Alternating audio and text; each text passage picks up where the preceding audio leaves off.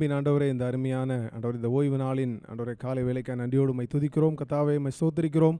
கடந்த நாட்கள் முழுவதும் கர்த்தர் எங்களை கண்ணின் மணி போல பாதுகாத்து வந்த தயவுக்காய் நன்றியோடு உம்மை துதிக்கிறோம். கர்த்தாவே, நீர் செய்த நன்மைகள் ஏராளம். ஆண்டவரே, அதை சொல்லி துதிக்க ஆண்டவரே ஒரு நாவு போதாது. கர்த்தாவே, ஆண்டவரே, நீ அதிசயமான காரியங்களை எங்கள் வாழ்க்கையிலே செய்த தேவன். உம்மை நன்றியோடு உம்மை துதிக்கிறோம், உம்மை ஸ்தோத்திரிக்கிறோம். கர்த்தாவே, இந்த வேளையில் இந்த ஆராதனை வேலை நம்முடைய சமூகத்தில் ஒப்புக் கொடுக்கிறோம். வந்திருக்கிற ஆண்டவரே, ஒவ்வொரு பிள்ளைகளும் நம்முடைய சமூகத்தில் தாழ்த்தி ஒப்புக் கொடுக்கிறோம். கர்த்தாவே, ஆராதனை தொடக்கம் முதல் முடியும் மட்டும் உடைய பெரிதான பிரசன்னம் கூட இருக்கட்டும். கர்த்தாவை செய்தி கொடுக்கிறோம். உடைய தாசனை கர்த்தர் மறைத்து பேசுங்க. ஆண்டவரே, பாடுகிற பாடல்களை கர்த்தர் ஆசீர்வதிங்க. ஆண்டவரே, பாடுகிற ஆண்டவரே, வர்ஷிப் பண்ணுற ஒவ்வொரு மக்களையும் கர்த்தர் அபிஷேகிங்க. ஆண்டவரே, இசைக்கறி வாசிக்கிற பிள்ளைகள் மத்தியில் உடைய பிரசன்னம் இருக்கட்டும். ஆண்டவரே, ஆடியோ சிஸ்டம் மற்ற எல்லா காரியங்களும் உடைய பிரசன்னம் இருக்கட்டும். எல்லா தடைகளையும் இயேசுவின் நாமத்திலே கடிந்து அப்புறப்படுத்துகிறோம். ஆண்டவரே, வந்துற ஒவ்வொருவரும் நம்முடைய சமூகத்தில் ஒப்புக் கொடுக்கிறோம். வந்தவர்கள் ஆண்டவர் வந்த வண்ணம் போகாதபடி உடைய ஆசீர்வாதத்தை பெற்றுக்கொண்டு செல்ல கர்த்தர் உதவி செய்யுங்க. ஆண்டவரே, பந்தியை கர்த்தர் ஆசீர்வதித்தாங்க. எங்கள் ஒவ்வொருவரும் கர்த்தர் தகுதிப்படுத்துங்க, பரிசுத்தப்படுத்துங்க. முற்றிலுமாக எங்களை தாழ்த்தி ஒப்புக் கொடுக்குறோம். கர்த்தாவே, வருகிற மக்களை ஆண்டவர் துரிதமாய் கொண்டு வாருங்க. தடைகளை ஆண்டவரை கட்டி போடுகிறோம். உம்முடைய பிரசன்னம் கூட இருக்கட்டும். ஆசீர்வாதம் எடுத்துங்க. எல்லாவற்றையும் இயேசுவின் நாமத்தில் ஜெபிக்கிறோம் பிதாவே. இந்த வேளையில் சங்கீதங்களின் முன் நாம் கர்த்தரின் நாமத்தை மேம்படுத்தலாம். சங்கீதம் 62 சாம் 62. சபை மறுபடி முதல் வருஷத்தை அடியனும் அடுத்த வருஷத்தை சபையார் வாசிக்கும்படியாய் தயவு கேட்டுக்கொள்கிறேன். தேவனையே நோக்கி என் ஆத்மா அமர்ந்திருக்கிறது, அவரால் என் ரட்சிப்பு வரும். அவரே என் கன்மலையும் என் ரட்சிப்பும் என் உயர்ந்த அடைக்கலமும் ஆனவர். நான் அதிகமாய் அசைக்கப்படுவதில்லை. நீங்கள் எதுவரைக்கும் ஒரு மனுஷனுக்கு தீங்கு செய்ய நினைப்பீர்கள்? நீங்கள் அனைவரும் சங்கரிக்கப்படுவீர்கள். சாய்ந்த மதிலுக்கும் இடிந்த சுவருக்கும் ஒப்பாவீர்கள். அவனுடைய மேன்மையிலிருந்து அவரை தள்ளும்படிக்கே அவர்கள் ஆலோசனை பண்ணி தங்கள் வாயினால் ஆசீர்வதித்து தங்கள் உள்ளத்தில் சபிக்கிறார்கள். என் ஆத்மாவே தேவனையே நோக்கி அமர்ந்திரு, நான் நம்புகிறது அவராலே வரும்.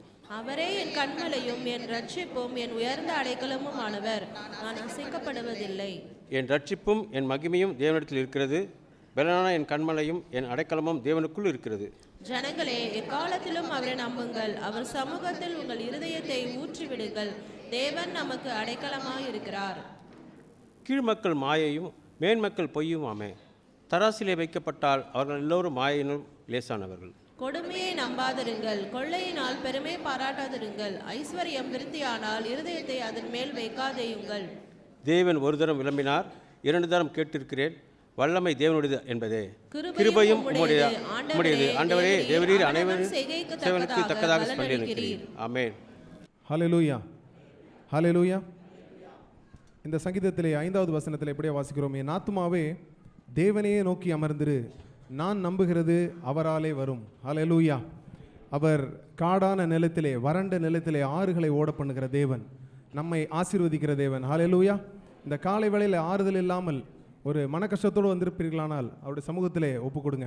ஸோ அவர் நமக்கு ஆறுதல் தரும் தெய்வம். ஹல்லேலூயா. பாடுவோமா? அருள் ஏராளமாய் பெய்யும், உறுதி வாக்கிதுவே.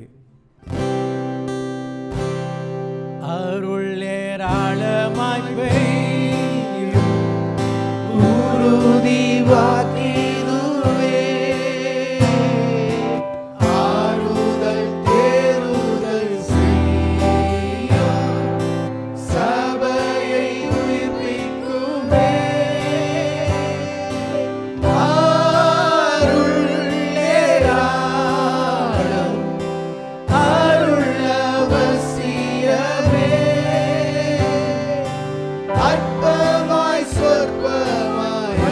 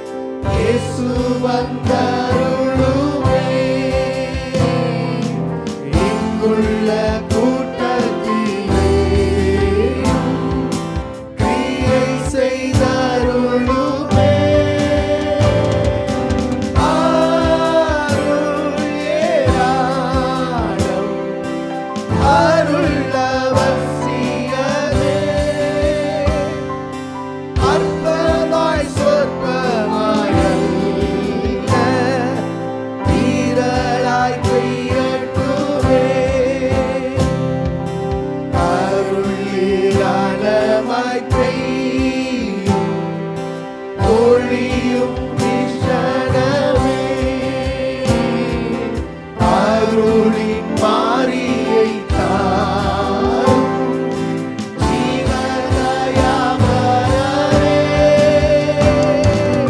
அருள் ஏராளம் அருள் அவசியமே அற்பமாய் சொற்பமாய் அல்ல திரளாய் பெய்யட்டுமே. கர்த்தருடைய வார்த்தைக்கு நாம் கடந்து போகலாம். கடந்த நாட்களில் நான் பார்த்து பாதிப்பை பெற்ற சில காரியங்களை குறித்து ஆண்டவர் பாரப்படுத்தின காரியத்தை உங்களோடு பகிர்ந்து கொள்ள விரும்புகிறேன். இந்த நாட்கள் கடைசி காலமாய் காணப்படுகிறது. குறிப்பாக பல இடங்களிலே திருச்சபை அருமையாவிலே தாக்கப்படுகிறது.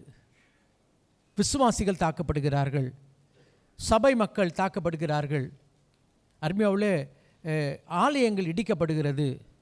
இப்படிப்பட்ட ஒரு கால சூழ்நிலையில் கர்த்தர் பாரப்படுத்தின ஒரு காரியத்தை உங்களோடு பகிர்ந்து கொள்ள விரும்புகிறேன். லூக்கா 18:8 சீக்கிரத்திலே அவர்களுக்கு நியாயம் செய்வார், சீக்கிரத்திலே அவர்களுக்கு நியாயம் செய்வார் என்று உங்களுக்கு சொல்லுகிறேன். ஆகிலும் மனுஷகுமாரன்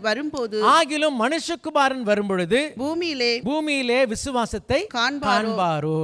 ஆகிலும் மனுஷகுமாரன் வரும்பொழுது விசுவாசத்தை காண்பாரோ. இந்த நாளில் ஒரு எளிமையான ஒரு செய்தி உங்களோடு பகிர்ந்து கொள்ள விரும்புகிறேன். விசுவாசத்தை காத்துக்கொள். God your faith, keep your faith. ஏனென்றால் இந்த நாட்களில் விசுவாசத்துக்கு ஒரு பெரிய சவால் அருமையாலே வந்து கொண்டிருக்கிறது. அருமையாலே விசுவாசத்தை நாம் காத்துக்கொள்ள வேண்டும். குறிப்பாக இந்த ஊமையை ஆண்டவர் சொல்லும் பொழுது இந்த ஊமையின் கருத்து என்னவென்றால் அருமையாலே ரொம்ப எளிமையானது. அநீதி உள்ள ஒரு சூழ்நிலையிலே ஒரு ஏழை விதவை நீதிக்காக மன்றாடுகிறாள். அதான் அந்த கதை. அநீதி நிறைந்த ஒரு சூழ்நிலையில் ஒரு வயதான ஒரு விதவை, ஒரு கைம்பெண் நீதிக்காக மன்றாடுகிறாள். இதை சொல்லி இயேசு சொல்லுகிறார், ஐயா மனுஷகுமாரன் வரும்பொழுது விசுவாசத்தை. காரணம் என்னவென்றால் அண்டை காட்டிலும் இன்றைக்கு அநீதி அதிகரித்து இருக்கிறது. ஒரு அநீதி நிறைந்த ஒரு உலகத்தில் வாழுகிறோம். எல்லா இடத்துல அநீதி உண்டு. அரசாங்கத்தில் அநீதி உண்டு, ஆலயத்தில் அநீதி உண்டு, அருமையாவுள்ள வீட்டில் அநீதி உண்டு, படிக்கிற இடத்துல வேலை செய்கிற எல்லா இடத்துலையும் பார்த்தீங்கன்னா அநீதி அருமையாவுள்ள அதிகரிக்கிற காலத்தில் வாழ்ந்து கொண்டு இருக்கிறோம். இப்படிப்பட்ட நிலையில் நாம் விசுவாசத்தை பற்றி கொண்டு இருக்க போகிறோமா, இல்லாவிட்டால் அதை இழந்து விடுவோமா? ஸோ இங்கே அநீதி மாறப்போகிறது இல்லை. தெளிவாக வெளிப்படத்தில் வாசிக்கிறோம், அநீதியை செய்கிறவன் ஆண்டவர் அதை தடுக்க மாட்டார்.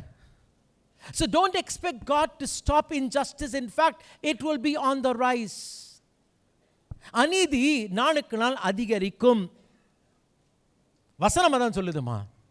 அவரே சொல்லிட்டார், இன்னும் ஜாஸ்தி அநீதி சொல்லுங்களேன், வசனம் சொல்லுங்களேன், செய்யட்டும். ஆண்டவர் சொன்ன பிறகு நீங்களான யார் தடுக்கிறதுக்கு? ஸோ அநீதி மாற போகிறதில்லை. இதன் மத்தியில் நாம் நம்முடைய விசுவாசத்தை காப்போமா, இல்லாவிட்டால் அதை இழப்போமா? ஆமென், ஹல்லேலூயா. விசுவாசம் என்று பார்க்கும் பொழுது இது ஒரு பொதுவான ஒரு சொல்லாய் பார்க்கிறோம். வெறும் கிறிஸ்தவர்கள் மாத்திரம் விசுவாசிக்கல, இந்துக்களும் விசுவாசிக்கிறாங்க, முகமதியன் விசுவாசிக்கிறாங்க, பௌத்த மக்களும் விசுவாசிக்கிறாங்க. எல்லா மதத்தினருக்கும் ஒரு நம்பிக்கை ஒன்று உண்டு. இன்னும் சொல்ல வேண்டும் என்றால் கடவுள் நம்பிக்கை இல்லாதவனுக்கு என்ன இருக்குது? ஒரு நம்பிக்கை. அந்த நம்பிக்கை எல்லாருக்கும் ஒரு பொதுவான ஒரு காரியம். Faith is something which is common to everyone who believes, whatever they believe, they believe in that. It's a common thing. What is faith? It is nothing but a belief system. அருமையாவுள்ள ஒரு நம்பிக்கை. அது மாத்திரமல்ல, அருமையாவுள்ள ஒரு காரியத்தை உறுதியாய் நம்புவது, எண்ணுவது. Amen. உண்மையாக இருப்பது, to be loyal, to be faithful, to have a conviction, to have a persuasion. And that's what faith is all about. In fact, அருமையாவுள்ள எல்லா இடத்துலையும் இதை பார்க்கிறோம். எல்லா இடத்துலையும் பார்க்கிறோம். அரசியலை பார்க்கும்போது நம்பிக்கை விசுவாசத்தை பார்க்கிறோம். எப்படி தெரியுதுன்னா, நிறைய பேர் கட்சி விட்டு கட்சி மாறும்போது மாறாதவங்களாம் யாருங்க? நம்பிக்கை. நிறைய பேர் மாறும்போது தெரியுது என்னன்னா, 1-2 தான் ஆக்சுவலாக மாறுது. நிறைய பேர் மாறப்போ அவங்களாம் யாரும் பார்த்தீங்கன்னா எல்லாம் விசுவாசத்தோடு இருக்கிற மக்கள். ஸோ அரசியலில் கூட விசுவாசம் உண்டு. அதை வச்சு தான் என்ன பண்ணுறாங்க? ஓட்டு வாங்குறதுல அவங்களுக்கு என்ன இருக்குது? விசுவாசம் இருக்குது. பல விதத்தில் விசுவாசம் நம்பிக்கை காணப்படுகிறது. ஆமென், ஹல்லேலூயா. குறிப்பாக வேதம் கூறுகிற நம்பிக்கை விசுவாசம் வேறு. உலகத்தில் இருக்க நம்பிக்கைக்கு அவங்க பார்க்கணும், அவங்களுக்கு தெரியணும், அவங்க கேட்கணும். இப்படிலாம் பார்த்தீங்கன்னா இந்த உலக நம்பிக்கையின் அருமையாவுள்ளே ஆதாரம் என்பது வேறு, வேதத்தின் விசுவாசம் என்பது வேறு. வாசிக்கலாம் அருமையாவுள்ளே ரோமர் 10:17 வாசிக்கலாம். ஆதலால் விசுவாசம் கேள்வியினாலே வரும். வேதத்தில் வாசிக்கும் பொழுது விசுவாசம் எப்படி வருமா? விசுவாசம் கேள்வி. கேள்வினா தயவுசெய்து இது வாய் கேள்வி இல்லை, இது காது கேள்வி. நான் கேள்வி கேட்க போகிறேன், அதில் ஒரு விசுவாசமும் வரப்போகிறது இல்லை. விசுவாசம் கேள்வி செவியினாலே வரும், கேள்வினால் வரும். கேள்வி தேவனுடைய வசனத்தினாலே வரும். எந்த கேட்கணும்னா ஆண்டுடைய வசனத்தை. தயவுசெய்து எங்கே கேட்டுறாதீங்க? யூடியூப்ல டிவியில் கேட்டுறாதீங்க. நீங்கள் தானே பைபிளில் தானே போட்டிருக்கு கேட்கணும்னு சொல்லிட்டு அதை விட்டு டெய்லி காலைல என்ன பண்ணுறேன்? டிவியில் கேட்குறேன். டிவியில் கேட்டுறாதீங்க. டிவியில் வர்றது வசனம் கிடையாது, அது வசனம். சரிங்களா? அதில் நல்ல காலம் பிறகுதம்மா வசனம். தயவுசெய்து வசனத்தை வாசியுங்க. ஐயா, இன்றைக்கி தயவுசெய்து சொல்கிறேன், இன்றைக்கி நிறைய கிறிஸ்தவர்களுக்கு வந்து பார்த்தீங்கன்னா சத்தியம் தெரியாது, வசனம் தெரியாது. அவங்களுக்கு தெரிஞ்ச வசனம்லாம் என்ன தெரியுமா? அவங்க டிவியில் என்ன சொல்கிறாங்க, தப்பாக சொல்கிறாங்க, ரைட்டாக சொல்கிறாங்கலாம் தெரியாது.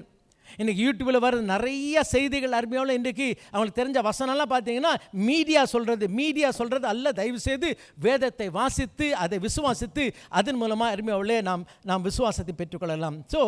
So faith comes by hearing the word of God. In fact, இந்த ரோமர் 10 வாசிக்கும் பொழுது வாசிக்கலாமே, 16-20 வரைக்கும் வாசிக்கலாம். Roman chapter 10:16-20. ஆனாலும் சுவிசேஷத்துக்கு எல்லாரும் கீழ்ப்படியவில்லை. அதை குறித்து சுவிசேஷம் என்றால் நற்செய்தி. நல்ல செய்தி வந்தால் எல்லாரும் அந்த நல்ல செய்தியை கேட்கறது இல்லை. அதை குறித்து ஏசாயா, கர்த்தாவே எங்கள் மூலமாய் கேள்விப்பட்டதை. இங்கே பார்க்கும் பொழுது இந்த வசனங்களிலே பல பழைய ஏற்பாட்டு வசனங்களை பவுல் மேற்கோள் காட்டி எழுதுகிறதை பார்க்கிறோம். பல பழைய ஏற்பாட்டு வசனங்களை. முதலாவது ஏசாயாவில் குறித்து வாசிக்கலாம். எங்கள் மூலமாய் கேள்விப்பட்டதை விசுவாசித்தவன் யார்? கர்த்தருடைய புயம் யாருக்கு வெளிப்பட்டது? இதே வசனத்தை பவுல் சொல்றார். நடந்த காரியம் என்ன? அந்த 53ஆம் அதிகாரத்தை ஏசாயா 53 வாசிங்கன்னா மேசியாவை குறித்து வாசிக்கிறோம், ஆண்டுடைய பாடுகளை குறித்து வாசிக்கிறோம். ஒன்று தெரியுமா? இந்த வசனம் நமக்கு கொடுக்கப்படவில்லை. இந்த வசனம் முதலாவது யூதர்களுக்கு கொடுக்கப்பட்டது. ஆனால் யூத மக்களுக்கு கொடுக்கப்பட்டாலும் அதை இவர்கள் கேட்கல, அதை விசுவாசிக்கல, இன்னைக்கு வரைக்கும் விசுவாசிக்கல. ஐயா, இன்றைக்கு கேள்வி என்ன தெரியுமா? வசனம் கொடுக்கப்பட்டது, ஆனால் வசனத்தை கேட்கலையே. நிறைய வசனத்தை ஆண்டவர் தருகிறார், ஆனால் அந்த வசனத்தை கவனித்து ஏற்றுக்கொள்ளக்கூடிய நிலையில் இல்லையே. அதுக்கு திஷ்டாந்தம் தான் வாசிக்கிறோம். எங்கள் மூலமாக பிரசங்கிக்கப்பட்ட வசனம் இதை யாருங்க கேட்டா? இவங்க கேட்கலையே. எவ்வளோ வசனம் பிரசங்கிக்கப்படுகிறது, கேட்கலையே. ஏன்னா கேட்டால் தான் என்ன வரும்? விசுவாசம் வரும். சொல்லப்படுகிற வசனத்தை கவனிக்கலையே, கேட்கலையே. தொடர்ந்து வாசிக்கலாம். ஆதலால் விசுவாசம் கேள்வினாலே வரும். கேள்வி தேவனுடைய வசனத்தினாலே வரும். இப்படி இருக்க அவர்கள் கேள்விப்படவில்லையா என்று கேட்கிறேன். கேள்விப்பட்டார்கள். அவைகளில் சத்தம் பூமி எங்கும், அவைகளின் வசனங்கள் பூச்சக்கரத்து கடைசி. ஐயா, அவங்க கேள்விப்பட்டாங்க, அவங்க கேட்டாங்க. இன்னும் சொல்லணும்னா இந்த ஆண்டுடைய சத்தம் எங்கே கேட்குதான்? பூமி எங்க போயிட்டாருன்னா பவுல் வந்து சங்கீதத்துக்கு போயிட்டார். சங்கீதம் 19:4 வாசிக்கலாம். ஆகிலும் அவைகளின் சத்தம் பூமி எங்கும், அவருடைய சத்தம் எங்க கேக்குதான்? பூமி எங்கு. அருமையாவுலே 19ஆம் சங்கீதம் ஒரு அருமையான சங்கீதம். அங்கு ஆண்டுடைய வார்த்தையை குறித்து வாசிக்கிறோம். அருமையாவுலே பேசப்படாத வார்த்தை முதல் 6 வசனங்களை வாசிக்கிறோம். அதுக்கு பிறகு பேசப்பட்ட வார்த்தை 7ஆம் வசனத்தில் வாசிக்கிறோம். அவருடைய சத்தம் கேட்டுக்கொண்டே இருக்கிறது. கர்த்தருடைய பிள்ளை இந்த காலவெளியில் அறிய வேண்டிய காரியம் என்ன? ஆண்டவர் பேசுகிறார், டெய்லி பேசுகிறார், சிஷ்டிப்பின் மூலமாக பேசுகிறார். காலையில் வீட்டில் வந்து அப்படியே ஜன்னல் திறந்து வெளியே வந்து பாருங்கள், கர்த்தர் பேசுவார். The Lord speaks through His creation. அவளுக்கு பேச்சும் இல்லை, வார்த்தை இல்லை. ஆனால் வார்த்தை என்ன பண்ணுதான்? கொட்டுதுமா. பூமி எங்கும் ஆண்டவர் பேசுகிறார். ஆனால் இன்னைக்கு அதை கவனிக்கிறதுக்கு இல்லையே நம்ம.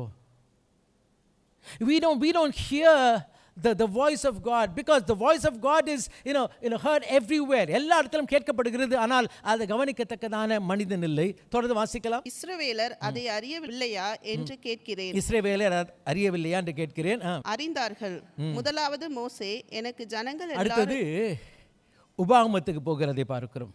முதல்ல ஏசாயால பார்த்தோம், அடுத்தது சங்கீதத்தில் பார்க்கிறோம், ஏசாயால கர்த்தருடைய வார்த்தை சொல்லப்பட்டது, அதை யாரும் என்ன பண்ணல, கேட்கல. அப்புறம் சங்கீதத்தில் வாசிக்கிறோம், அவருடைய வார்த்தை எங்கே வருதுன்னு எல்லா இடத்துலையும் அவருடைய வார்த்தை இருக்குமா, ஆனாலும் அது கவனிக்கலை. அடுத்தது மோசே கிட்ட கடந்து போகிறதை பார்க்கிறோம். அந்த மோசே நாட்களிலே குறிப்பாக ஆயத்த கூடத்துக்கு வந்திருந்தீங்கன்னா தெரியும், சீனாய் மலையிலே கர்த்தர் தம்முடைய வார்த்தையை வெளிப்படுத்தினார். ஹல்லேலூயா. இந்த சீனாய் மலை ரொம்ப ரொம்ப முக்கியமா, ஏன்னா இன்றைக்கி கிறிஸ்தவன் எங்கே போயிட்டு இருக்கு, நேராக சியோனுக்கு போகுது. ஐயா, நேராக இன்றைக்கி நிறைய சியோனுக்கு போகிற மக்களே கவனிங்க, சீனாய்க்கு வராமல் எங்கே போக முடியாது, சியோனுக்கு போக முடியாது. இன்றைக்கி எல்லாரும் சியோனுக்கு ரிசர்வ் பண்ணிட்டு போகிறாங்க. ஐயா, இன்றைக்கி தயவுசெய்து கவனிக்கலாமா, சீனாய்க்கு வராமல் சியோனுக்கு போக முடியாது. ரொம்ப முக்கியமான காரியம். நேற்றுக்கு உண்மையை கர்த்தர் ஆசீர்வதித்தார். இஸ்ரவேல் மக்கள் அருமையாவில் கானானுக்கு போகும்படியாய் அருமையால் எகிப்து விட்ட மக்கள் 2 முறைக்கு மேலாக அவள் கானானை இழந்தார்கள். பாலும் தேன் ஓடுகிற தேசத்துக்கு அருமையால் புறப்பட்டு போனார்கள், உண்மைதான். ஆனாலும் அந்த தேசத்தை அவர்கள் பாபிலோன் நாட்களில் இழந்து போனார்கள், ரோமர் நாட்களில் இழந்து போனார்கள். ஆனால் சீனாய் மலையில் பெற்றுக்கொண்ட நியாயப்பிரமாணங்களை, சீனா மலையில் பெற்றுக்கொண்ட கலாச்சாரங்களை, சீனா மலையில் பெற்றுக்கொண்ட அருமையாவில் எல்லா சட்டத்திட்டங்களை இன்றைக்கு வரைக்கும் கைப்பற்றி இருக்கிறார்கள். ஸோ கானான் தேசத்தை கூட இழந்து போகலாம், ஆனால் சீனாய் மலை என்ன பண்ண முடியாது, இழக்க முடியாது, இழக்கக்கூடாது. ஆகையால் இங்கே வாசிக்கும் பொழுது அருமையாவிலே பரிசுத்த பவுல் சொல்லுகிறான், வாசிக்கலாமே. மோசே எனக்கு ஜனங்கள் அல்லாதவர்களை கொண்டு நான் உங்களுக்கு எரிச்சல் உண்டாக்குவேன், என்னவா எரிச்சல் மூட்டுவாராம். என்னங்க எரிச்சல் மூட்டுவார், அது எங்கே போட்டிருக்கு, வாசிக்க உபாகமம் புத்தகம் 32ஆம் அதிகாரம் 18லேருந்து 21 வாசிங்க. Deuteronomy chapter 32 verse 18 to 21. உன்னை ஜெனிப்பித்த கன்மலையை நீ நினையாமற் போனாய். ஐயா, இஸ்ரவேலை பார்த்து கர்த்தர் சொல்றார், உன்னை ஜெனிப்பித்த கன்மலையை நீ நினையாமல் போனாய். வசனத்தில் வாசிக்கிற அருமையான சங்கீதக்காரன் சொல்லுகிறான், அவளோடு கூட சென்ற ஞான கன்மலை, அந்த கன்மலை கிறிஸ்துவே. ஹல்லேலூயா. அருமையாவுள்ளே யாத்திரம் 17ஆம் அதிகாரத்தில் அவர்கள் ஓரேபுக்கு வந்தார்கள். கண்மலை அடிக்க சொன்னார், மோசே அடிக்க சொன்னார். அவர் சொன்னார், நான் அந்த மலை மேலே இருப்பேன், நீ அடிப்பா. அந்த மலையிலேருந்து தண்ணி வந்துச்சு. கடைசியில் பார்த்தீங்கன்னா 2வது முறை எண்ணாகமத்தில் வாசிக்கும் பொழுது அங்கே மறுபடியும் கண்மலையை அடிக்கலாம். இல்லைப்பா, இந்த கண்மலை எத்தனை முறை அடிக்கலாம், 1 முறை தான் அடிக்கலாம், 2 முறை என்ன பண்ணக்கூடாது, ஏங்க அடிக்கக்கூடாது, அதுவா அந்த கண்மலை கிறிஸ்து, அந்த கிறிஸ்து 1 முறை தான் சிலுவையில் அறையப்படலாம், 2வது முறை அறையப்படக்கூடாது, நீ தப்பு பண்ணிட்ட, அது உனக்கு கிடையாது. ரொம்ப அழகாக கர்த்தர் இஸ்ரவேல் மக்களை நடத்தினாருமா, ரொம்ப அழகாக நடத்தினார். ஸோ அந்த கண்மலையை இவர்கள் மறந்து போனார்கள். தொடர்ந்து வாசிக்கலாமா. உன்னை பெற்ற தேவனை மறந்தாய், உன்னை பெற்ற தேவனை மறந்தாய். கர்த்தர் அதை கண்டு தமது குமாரரும் தமது குமாரத்திகளும் தம்மை கோபப்படுத்தினது நிமித்தம் மனமடிவாகி அவர்களை புறக்கணித்து, ஆண்டவருக்கு மனமடி வந்துச்சா, அதுக்கப்புறம் புறக்கணித்து, என் முகத்தை அவர்களுக்கு மறைப்பேன், அவர்களுடைய முடிவு எப்படி இருக்கும் என்று பார்ப்பேன், அவர்கள் மகா மாறுபாடுள்ள சந்ததி, உண்மையில்லாத பிள்ளைகள். என்ன இல்லாத பிள்ளைகள், உண்மை இல்லாத பிள்ளைகள். இதெல்லாம் சீனாய் மலையில் நடந்த சம்பவங்கள். தொடர்ந்து வாசிக்கலாம். தெய்வம் அல்லாதவைகளினால் எனக்கு எரிச்சலை மூட்டி, தெய்வம் அல்லாதவைகளால் எனக்கு எரிச்சல் மூட்டினார்கள். அருமையான சீனாய் மலையின் அனுபவத்தை பார்த்தோம். மோசே 7 முறை சீனா மலையில் ஏறி இறங்குறதை பார்க்கிறோம். 2 முறை 40 நாள் சீனா மலையில் தங்கினதை பார்க்கிறோம். 3 முறை 10 கட்டளை அவர்களுக்கு இஸ்ரவேல் மக்களுக்கு கொடுக்கப்பட்டது. ஐயா, நல்ல கவனிங்கம்மா, 10 கட்டளை பெற்ற பின் செய்த காரியம் என்ன, அவர்கள் விக்கிரகத்தை வணங்கினார்கள். 10 கட்டளை பெற்ற பிறகு ஒருவேளை கேட்கலாம், இல்லைங்களே அதுக்கு பிறகு தானே. இல்லைம்மா, முதல் முறை ஆண்டவர் 10 கட்டளைகளை வாயினால் சொன்னார், அது எல்லாரும் கேட்டார்கள். 20ஆம் அதிகாரத்தில் அது வாசிக்கலாம். அதுக்கு பிறகு தான் பார்க்கும் பொழுது அந்த 10 கட்டளை கொண்டு வரும்பொழுது, கர்த்தருடைய கட்டளை கொண்டு வரும்பொழுது கீழே பார்த்தீங்கன்னா அங்கே பொன் கண்ணுக்குட்டி வச்சுட்டு இருக்கிறாங்க ஆட்கள். ஆண்டவர் சொல்கிறார், அப்பா என்னை எரிச்சல் உண்டாக்கி நீங்கள் என்ன பண்ணீங்க, என்னை விட்டுட்டு யாரை, விக்கிரகத்தை வணங்குனீங்கன்னு சொல்கிறார். அதை விட்டு என்ன பண்ண போகிறேன், உங்களுக்கு நான் எரிச்சல் மூட்ட போகிறேன். வாசிக்கலாமே. தெய்வம் அல்லாதவைகளினால் எனக்கு எரிச்சலை மூட்டி, தெய்வம் அல்லாதவைகளால் அவங்க என்ன பண்ணாங்க, நான் இருக்கும்போது அவங்க என்ன பண்ணாங்க, விக்கிரகத்தை வணங்கி எனக்கு எரிச்சல் மூட்டினாங்க. அதை விட்டு நான் என்ன பண்ண போகிறேன், தங்கள் மாயைகளினால் என்னை கோபப்படுத்தினார்கள், ஆகையால் மதிக்கப்படாத ஜனங்களினால் அவர்களுக்கு எரிச்சலை உண்டாக்கி. ஐயா, அவங்க மதிக்கல. யார உங்களை என்னதாங்க மதிக்கல. இஸ்ரவேல் மக்கள் புறஜாதியார மதிக்கல. தயவுசெய்து இந்தியாவில் ஊழியம் செய்யுங்க. தப்பி தவறி எருசலேமுக்கு போகிறேன்னு சொல்லிட்டு போயிட்டு அங்கே போய் ஊழியம் செஞ்சிடாதீங்க. அங்கே போய் ஊழியம் செஞ்சீங்கன்னா எச்சு துப்புவாங்க உங்கள் மேலே.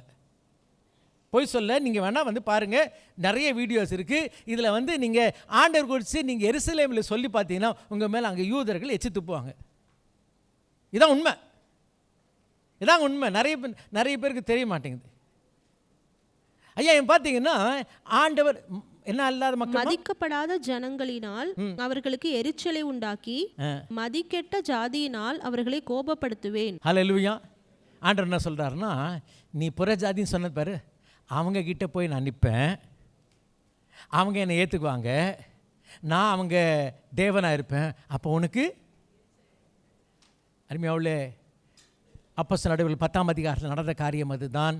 சுவிசேஷம் கொர்நேலியு வீட்டுக்கு போனது. ஹல்லேலூயா. இதான் போன வாரம் செய்தியில் பார்த்தோமே. இந்த சுவிசேஷம் எங்கே போச்சு? அதில் இந்த பாருங்கள், இந்த யூத பேதுரு கோச்சிக்க, இந்த யூத பேதுரு, இந்த மதிப்பு பேதுரு போய் சொல்ல, நாங்களாம் உங்கள் வீட்டுக்கெலாம் நாங்களாம் வரமாட்டோம், நாங்கள்லாம் உங்கள் வீட்டிலலாம் சாப்பிட மாட்டோம். நீ மாட்டேயா? என் ஆண்டவர் வருவார். ஹல்லேலூயா. என் ஆண்டவர் வருவார், என் ஆண்டவர் வந்து உட்காருவார். என் ஆண்டவர் என்னுடைய ஆண்டவராய் மாறிவிட்டார். உன்னுடைய ஆண்டவராய் இருந்தவர் சொந்தமானதில் வந்தால் சொந்தமான அவரை ஏற்றுக்கொள்ளவில்லை. இன்றைக்கி அவர் என்ன பண்ணிட்டான்னா எங்கள் கட்சியை வந்துட்டார். ஒரு அல்லையே சொல்லுவோமே. ஹல்லேலூயா. இன்றைக்கி யூதனுக்கு இல்லை, இன்னும் சொல்ல வேண்டும் என்றால் இந்த சத்தியத்தை, இந்த உண்மையை பேணி காக்கிறது யூதன் அல்ல, புறஜாதியான். இதான் உண்மை. யூதனுக்கு கொடுக்கப்பட்டது. அருமையாவுலே இன்றைக்கி விட்டுட்டான். ஆண்டவர் சொல்கிறார், ஆமாயா நான் என்ன பண்ண போகிறேன் தெரியுமா? அவங்க பக்கம் சேர்ந்து உனக்கு இப்படி காட்ட போகிறேன், உனக்கு எரிச்சல் காட்ட போகிறேன். ஆமென். ஆகையால் அருமையாவுலே இந்த இடத்துல பார்க்கிற காரியம் என்ன? இந்த விசுவாசம் எப்படிமா வரும்? இந்த விசுவாசம் வேத வசனத்தை கேட்பது மூலமாய் இந்த விசுவாசம் வரும். யூத மக்கள் பார்த்தார்கள், யூத மக்கள் கேட்டார்கள், யூத மக்கள் தொட்டார்கள், எல்லாம் இருந்துச்சு. அந்த அறிவு இருந்துச்சு. அந்த அறிவு இருந்தும் என்ன இல்லை? விசுவாசம் இல்லை. இதாம்மா ஆண்டவர் சொல்கிறார். அவங்களுக்கெல்லாம் எவ்வளோ தெரியுமா? எல்லாம் பார்த்தாங்க. அதான் வாசிக்கிற அந்த மலை கைகள்லாம் தொடப்பட்டது, அப்புறம் அவங்களுக்கு கண்டது அப்படிலாம் கிடையாதுமா. இன்றைக்கு எல்லாம் அனுபவம் அவங்களுக்கு அறிவு இருந்துச்சு. ஆனால் விசுவாசம் இல்லை, நம்பிக்கை இல்லை. கிராமத்துலேருந்து சிலவங்க வருவாங்க, பஸ்ஸு ட்ரெயின்லாம் பார்த்ததில்ல. இந்த ஊருக்கு வந்து இந்த ட்ரெயினில் ஏறுறதுக்கு பயப்படுவாங்க, பஸ்ஸில் ஏறுறதுக்கு பயப்படுவாங்க. சரி, அதை விட்டுருங்க. அது ஒரு காலத்தில். இப்போ வந்து இன்றைக்கும் இந்த பயம் இருக்குது. எங்கேயாவது மாலுக்கு போவாங்க, இப்போ ஸ்டேஷனில் கூட வந்துருச்சு. என்ன வந்துட்டு? எஸ்கலேட்டர் வந்துருச்சு. இந்த எஸ்கலேட்டருக்கு முன்னாடி வந்து நிற்பாங்க பாருங்கள். போகிறவங்களுக்கு வழியும் விட மாட்டாங்க. இதில் எப்படி ஏறுறது? இது எனக்கு தெரியுது, நான் பார்க்குறேன். நிறைய பேர் இதில் ஏறி போகிறாங்க. இது ஆட்கள் அப்படி கொண்டு போகுது. எனக்கு தெரியுது, நான் பார்க்குறேன். அறிவு இருக்குது, ஆனால் நம்பிக்கை இல்லை. திரும்ப சொல்கிறேன், அறிவு இருக்குது, அறிவு இல்லாமல் இல்லை. அறியாமை வேறு, ஆனால் இன்றைக்கு அறிந்தும் நம்பிக்கை இல்லை. இன்றைக்கி அப்படி தான் இன்றைக்கி சபை இருக்குது. தெரியும் ஐயா, சில ஒரு காலத்தில் தெரியலம்மா, தெரியாமல் நம்பிக்கை இல்லாமல் இருந்த ஒரு காலம் உண்டு. புறஜாதியார் இருந்தோம். ஆனால் இன்றைக்கி யூதரை குறித்து பவுல் சொல்லுகிறான், ஐயா உனக்கு அறிவு இருந்துச்சு, ஆனால் என்ன இல்லை? நம்பிக்கை இல்லையே. அமெரிக்கா தேசத்தில் அருமையால் பைபிள் ஸ்கூல் படிக்கும்பொழுது அங்கே நிறைய பேர் பார்த்தீங்கன்னா, எங்கள் டெக்ஸஸ் பெரிய ஊருங்க டெக்ஸஸ். அதெல்லாம் பார்த்தீங்கன்னா கவுபாயின்னு சொல்லுவாங்களே. நம்ம ஊரில் கவுபாயின்னா என்னங்க? மாட்டுக்காரன். ஆனால் அந்த ஊரில் மாட்டுக்காரன்லாம் அப்படி பெரிய ஒரு நிறைய பணக்காரன். ஐயா அவங்கெல்லாம் பார்த்தீங்கன்னா நிறைய பேர் பார்த்துருக்கேன், பிளெயினில் போனதே கிடையாது. பிளெயினில் போக பயம், பிளெயின் கீழே விழுந்துருவோன்னு பயம். எந்த ஊர் பிளெயினை வந்து கண்டுபிடிச்சாங்களோ, ரைட் பிரதர்ஸ் கண்டுபிடிச்சாங்க, அதே ஊரில் பிளெயின்லேயே ஏறாத எத்தனையோ பணக்காரர் இருக்காங்க. என்னன்னா, நான் பார்க்குறேன் எல்லாம் நல்லது, சந்தோஷம், எனக்கு அது மேலே போகிறதுல எனக்கு என்ன இல்லை? நம்பிக்கை இல்லை. இன்றைக்கு அருமையாவில் இன்றைக்கு அநேகரோட வாழ்க்கை அப்படி தான். அநேகருக்கு இந்த கிறிஸ்தவம், இந்த வசனம், இந்த சபை, இந்த ஆண்டவரெல்லாம் அறிவில் இருக்குது, ஆனால் விசுவாசம் வைக்கவில்லை. ஐயா இன்றைக்கு வார்த்தை பேசட்டோமா? நமக்கு விசுவாசம் எப்படி வரும்னா, ஐயா இந்த வார்த்தை என்னிடத்துல பேச இடம் கொடுக்க வேண்டும். ஆனால் இன்றைக்கி நம்ம வார்த்தையை எப்படி வாசிக்கிறேன் தெரியுமா? நான் பைபிளை திறந்து அப்படியே பார்ப்பேன். என்ன பார்க்குறேன்னா, எனக்கு இஷ்டமான வசனம் பார்த்துட்ருக்கேன். நான் வசனத்தை வாசிக்கிறேன், நான் வசனத்தை சூஸ் பண்ணுறேன், வசனம் என்கிட்ட பேச விடுறதில்ல. I don't let the word talk to me. In fact, I will pick and choose what word should come to me. எப்படிமா விசுவாசம் வரும்? இந்த நாளில் வார்த்தைக்கு இடம் கொடுப்போம். வார்த்தை நம்முடைய வாழ்க்கையில் வரட்டும், விசுவாசம் வரும். ஆமென். ஆகையால் மனுஷகுமாரன் வரும்பொழுது இதை பார்ப்பாரா? விசுவாசை பார்ப்பாரா? ஆமென். ஹல்லேலூயா. இந்த காலவெளியில் கர்த்தருடைய வார்த்தைக்கு போகலாம். இப்போ தான் வரோம், வசனத்துக்கு வரும். மார்க் 5ஆம் அதிகாரம் 21ஆம் வசனத்திலிருந்து 31 வரைக்கும் ஒரு சம்பவத்தை எல்லாருக்கும் தெரிஞ்ச பரிச்சயமான ஒரு வேத பகுதி. இன்னும் சொல்ல வேண்டும் என்றால் அருமையாவுள்ளே, இது கோர்வையாய் காண வேண்டிய ஒரு வேத பகுதி. அங்கு 2 சம்பவங்களை வாசிக்கலாம். அந்த 2 சம்பவங்கள் மாத்திரமல்ல, அதுக்கு முன்பதாக இன்னொரு 2 சம்பவங்களை வாசிக்கிறோம். 4ஆம் அதிகாரம் 35ஆம் வசனத்திலிருந்து வாசிக்கலாம். இதை லூக்காவில் பார்த்தீங்கன்னா லூக்கா 8ஆம் அதிகாரம் 22ஆம் வசனத்திலிருந்து கடைசி வரைக்கும் இதை பார்க்கலாம். மத்தேயு 8ஆம் அதிகாரம் 23லேருந்து தொடர்ந்து 9ஆம் அதிகாரம் தொடர்ச்சியில் பார்க்கலாம். 4 சம்பவங்களை பார்க்கிறோம். 4 சம்பவங்களும் அருமையாக ஒன்றோடு ஒன்று இணைந்து கோர்வையாய் காணப்படுகிறது. முதல் சம்பவத்தை பார்க்க வேண்டும் என்றால் அருமையாவிலே பார்க்கிற காரியம் என்ன? அருமையாவிலே வாசிக்கலாம். 4ஆம் அதிகாரம் 35ஆம் வசனத்தை வாசிப்போம். அன்று சாயங்காலத்தில் அவர் அவர்களை நோக்கி, அவர்களை நோக்கினா யாரை நோக்கிமா? இயேசு சீஷர்களை நோக்கி. கரெக்டாக சொல்கிறீங்க. இயேசு சீஷர்களை நோக்கி அக்கறைக்கு போவோம் வாருங்கள் என்றார். அக்கறைக்கு போவோம் வாருங்கள். யார்கிட்ட சொன்னது? கொஞ்சம் சொல்லுங்களேன். யார்கிட்ட? இயேசு சீஷர்கிட்ட. அப்படின்னா யார் கூப்பிட்டது? இயேசு கூப்பிட்டார். சரிங்களா? இயேசு கூப்பிட்றார், சீஷர்கிட்ட சொல்கிறாரு அக்கறைக்கு போவோம் வாருங்கள்.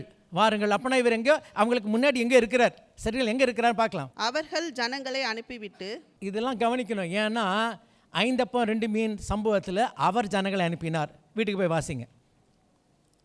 அவர் ஜனங்களை அனுப்பி சீஷரை படகுல அனுப்பினார். போகிற வழியில் ஒரு காற்று வந்துச்சு, ஞாபகம் இருக்குங்களா? இங்கே பார்த்தீங்கன்னா இவர் சொல்கிறாரு ஜனங்களை அனுப்பினது யார்? அவர்கள் ஜனங்களை அனுப்பிவிட்டு. அப்போனா இயேசு எங்கே இருக்கிறாரு? படகுல உட்கார்ந்துட்டாரா? வாசிக்கலாம். அவர் படவிலே இருந்தபடியே. அவர் படகுல இருந்தபடியேனா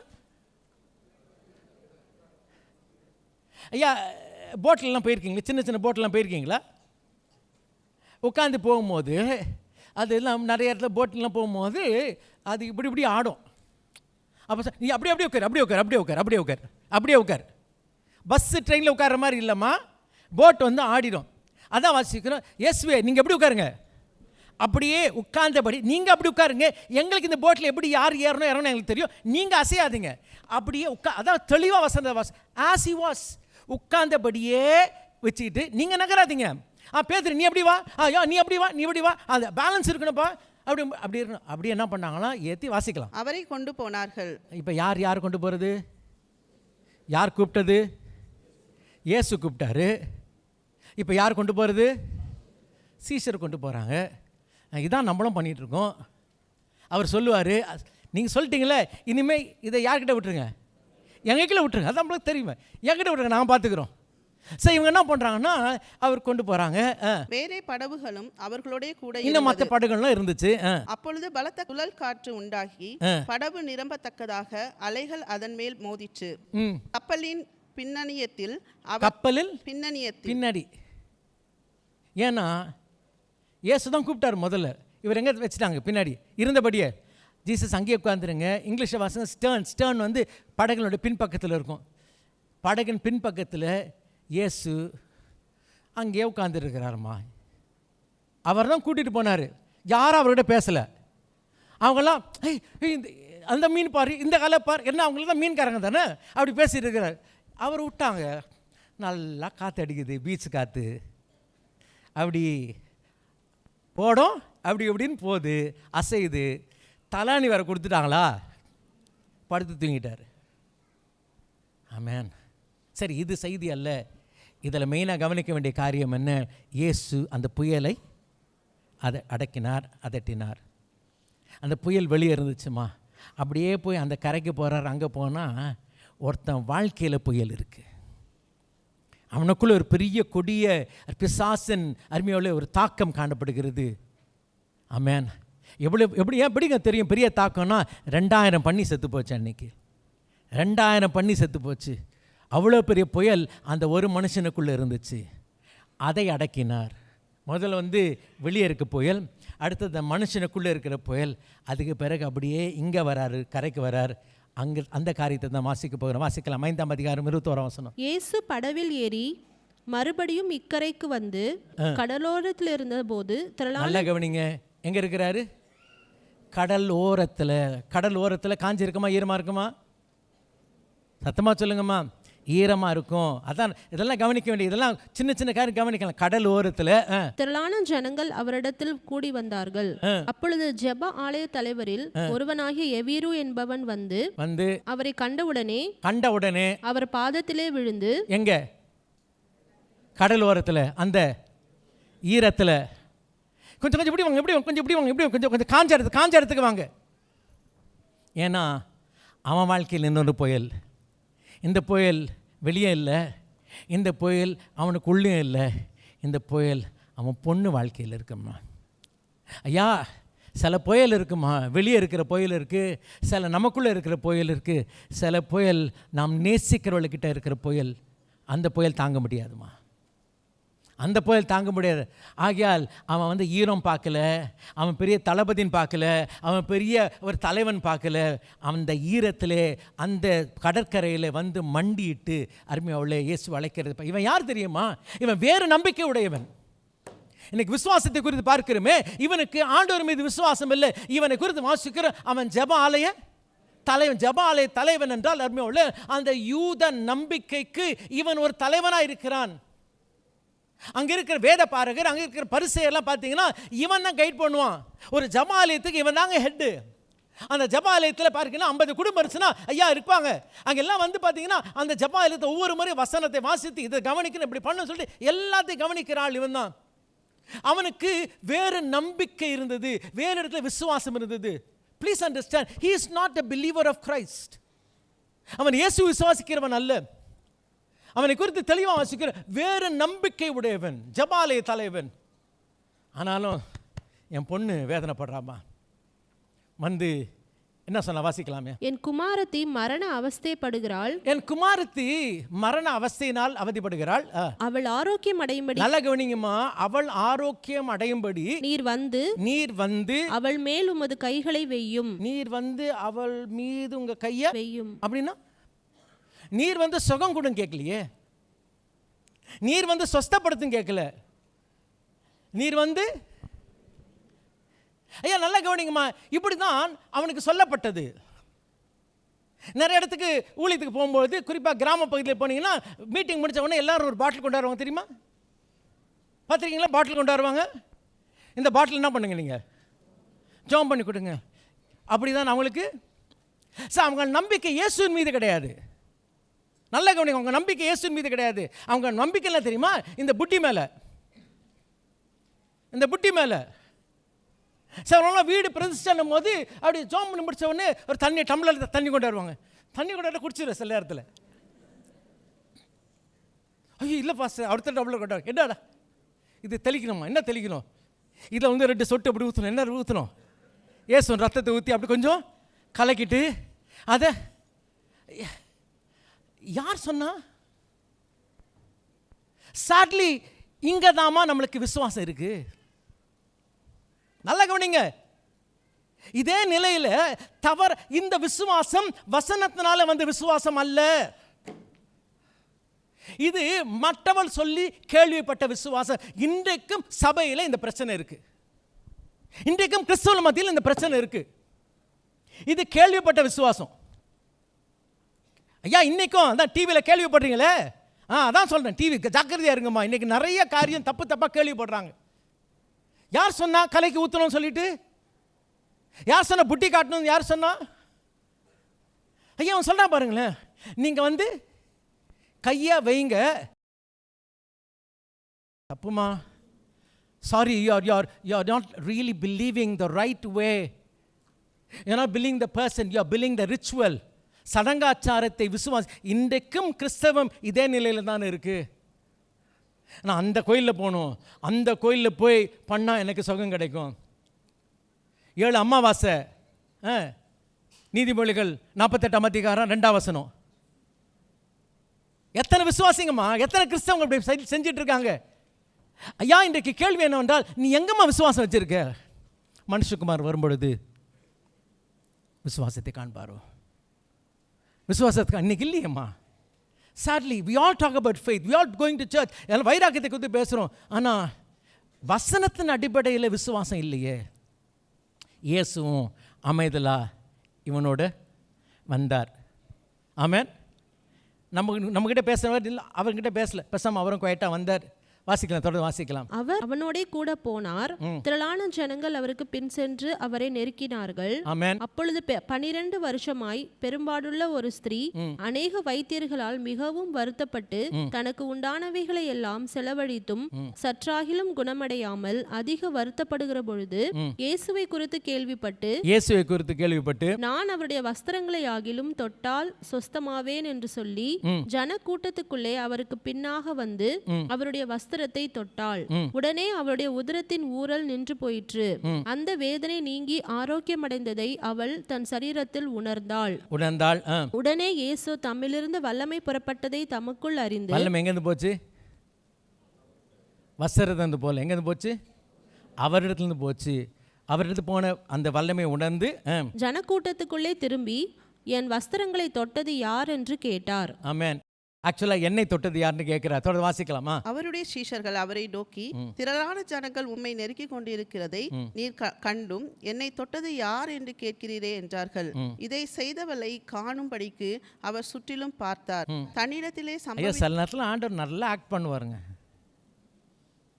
எல்லாம் ஆக்ட் பண்ணுவார். நிறைய ஆக்ட் இருக்குது இதில். சரி, பார்த்தீங்கன்னா அப்படி சுற்றி பார்க்குறாரு. உடனே கேட்குறாங்க, என்ன அங்கே எத்தனை பேர் தொட்டுட்டு இருக்காங்க, நெருக்கிட்டு இருக்காங்க, நீங்கள் என்ன கேட்குறீங்களே? தொடர்ந்து வாசிக்கலாம். தன்னிடத்திலே சம்பவித்ததை அறிந்த அந்த ஸ்திரீயானவள் பயந்து நடுங்கி அவர் முன்பாக வந்து விழுந்து உண்மையை எல்லாம் அவருக்கு சொன்னாள். அவர் அவளை பார்த்து, நல்லா கவனிங்கம்மா, கொஞ்சம் கவனிங்கம்மா.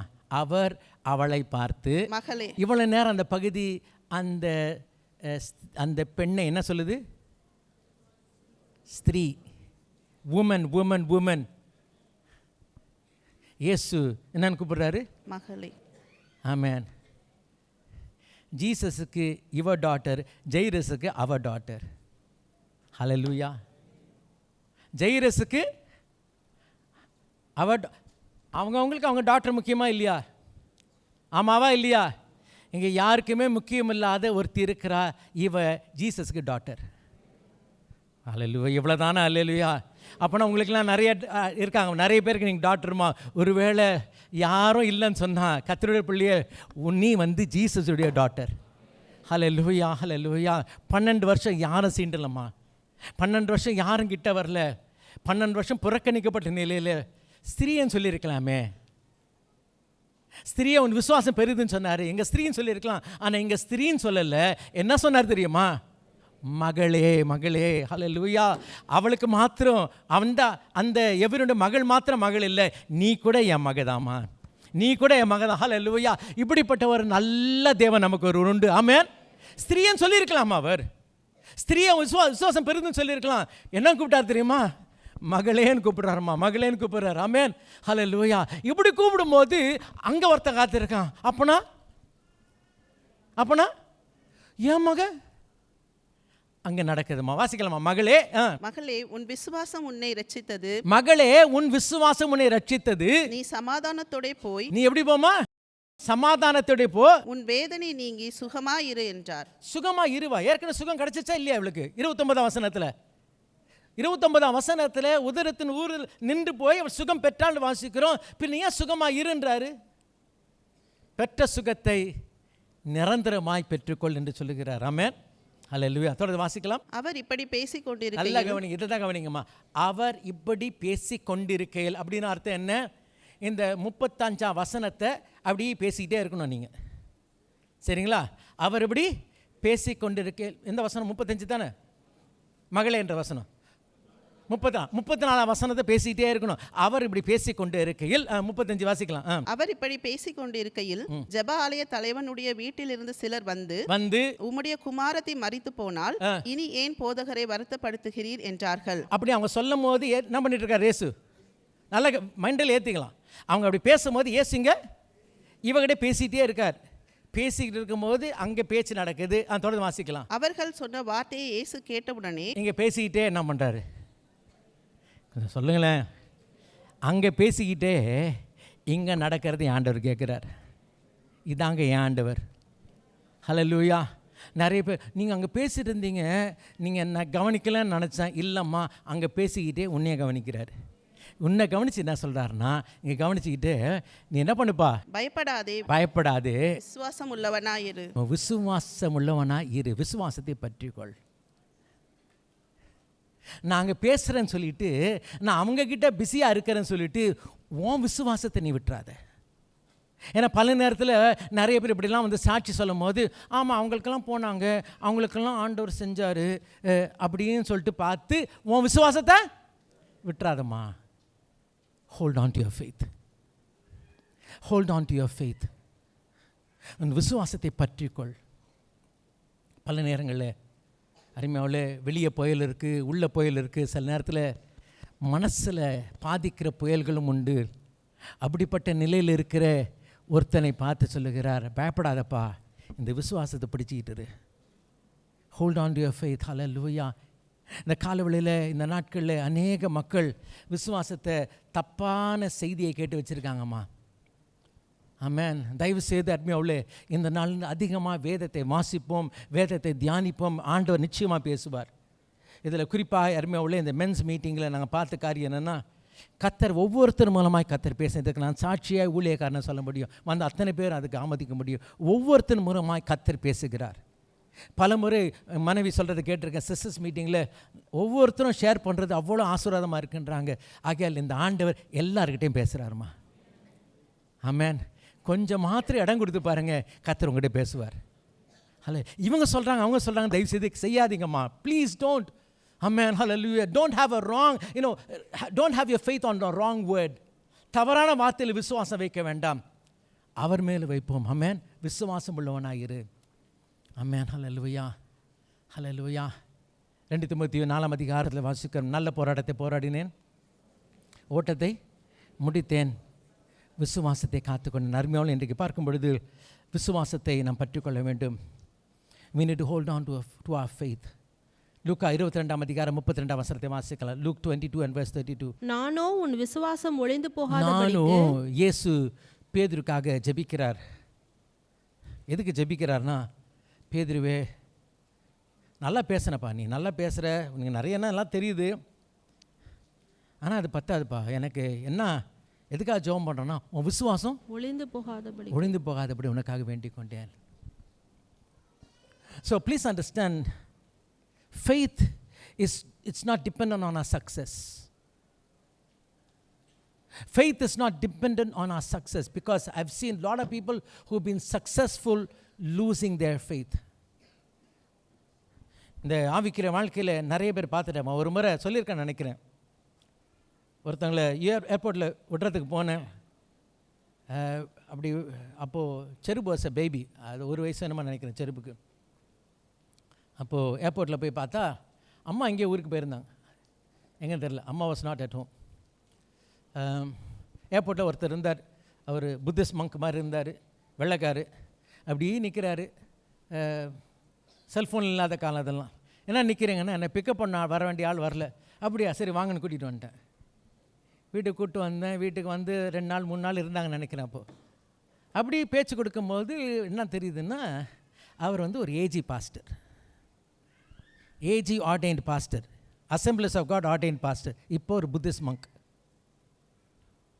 Seriously, I've got pictures. அவர் செருப்பு தூக்கிட்டு அவர் வந்து பெரிய 6 அடி 7 அடி இருக்கும், பயங்கர ஆள். செருப்பு தூக்கிட்டு இருக்க ஃபோட்டோ வச்சுருக்கேன் நான்.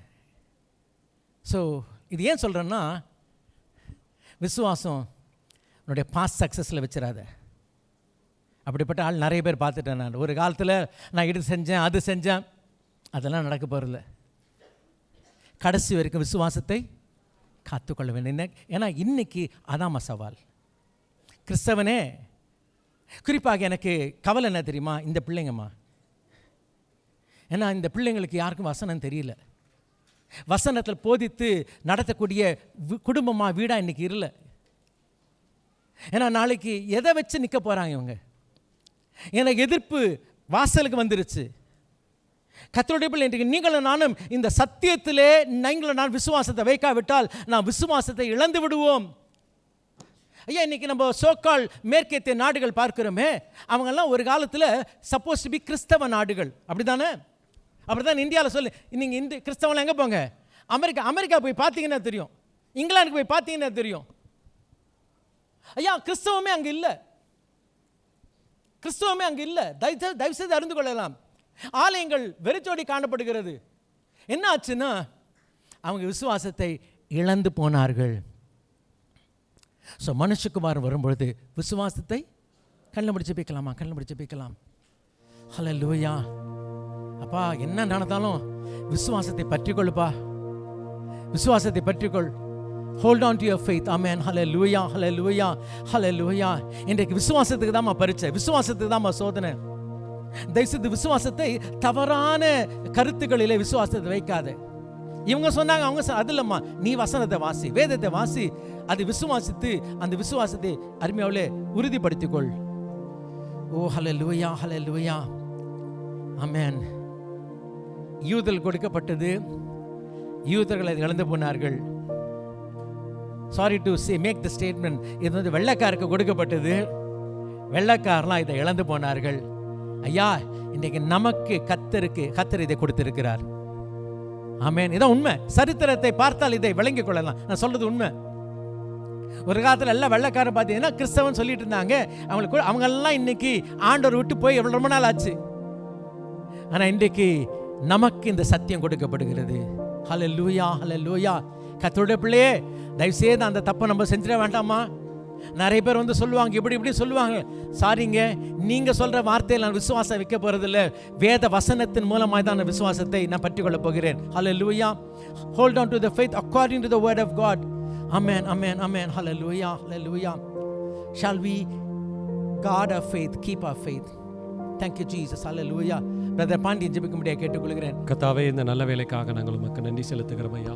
தகப்பனே, திட்டம் தெளிவாக எங்களோடு கூட நீங்கள் பேசினதற்காக நாங்கள் உமக்கு நன்றி செலுத்துகிறோம். இந்த வேலையிலும் கூட தகப்பனே, விசுவாசத்தை குறித்து தகப்பனே, ஹல்லேலூயா தகப்பனே, ஹல்லேலூயா, அந்த விசுவாசத்தை ஹல்லேலூயா கடைசி வரைக்கும் நாங்கள் காத்துக்கொள்ளுகிறவர்களாய் காணப்பட கர்த்தாவே எங்களுக்கு கிருபை பாராட்டுங்க ஐயா. கர்த்தாவே, ஹல்லேலூயா, உம்முடைய கரத்தில் எங்கள் ஒவ்வொருவரையும் தாழ்த்தி ஒப்பு கொடுக்குறோம் ஆண்டவரே. எங்களுடைய விசுவாசம் தகப்பனே, ஹல்லேலூயா, வசனத்தின் மேலே தகப்பனே, நீங்கள் சொல்லப்பட்ட அந்த வார்த்தையின் மேலே இருக்கணும் தகப்பனே. வேறு எது மேலேயும் இல்லாதபடிக்கு, வேறு எந்த நம்பிக்கையில் நாங்கள் சிக்கிக்கொள்ளாதபடிக்கு தகப்பனே, நாங்கள் ஒரு கடைசி காலத்தில் ஜெபிக்கிறோமாப்பா தகப்பனே. இந்த காலத்தில் தகப்பனே, ஹல்லேலூயா, நாங்கள் இன்னும் ஹல்லேலூயா தகப்பனே, உம்முடைய வசனத்தை அதிகமாக தியானிக்கவும், அதன்படி நடக்கவும், உம்முடைய வார்த்தைக்கு இணங்கி கொடுக்கவும் எங்களை ஒப்பு கொடுக்கிறோம் ஐயா. இந்த வேலையில் தகப்பனே, நீர் பேசின வார்த்தைக்காக நாங்கள் உமக்கு நன்றி செலுத்துகிறோம். இந்த விசுவாசத்தை ஹல்லேலூயா உம்முடைய வருகை மட்டும் காத்துக்கொள்ள எங்கள் ஒவ்வொருவரையும் அர்ப்பணிக்கிறோம். நீங்கள் பொறுப்படுத்திக் கொள்ளுங்க. இயேசுவின் மூலமாக கேட்கிறோம் எங்கள் ஜீவனுள்ள நல்ல பிதாவே. நம்முடைய கர்த்தராகிய இயேசு கிறிஸ்துவின் கிருபையும் பிதாவாகிய தேவனுடைய அன்பும் பரிசுத்தாவின் அந்யோன்ய ஐக்கியமும் நாம் அனைவரோடும் இன்று மற்றும் இயேசுவரம் மட்டும் இருப்பதாக. ஆமென். என் ஆத்துமாவே கர்த்தரை ஸ்தோத்திரி, என் முழுவதுமே பரிசுத்த நாமத்தை ஸ்தோத்திரி. என் ஆத்துமாவே கர்த்தரை ஸ்தோத்திரி, கர்த்தர் செய்த சகல உபகாரங்கள் மறவாதே. ஆமென், ஆமென், ஆமென். God bless you.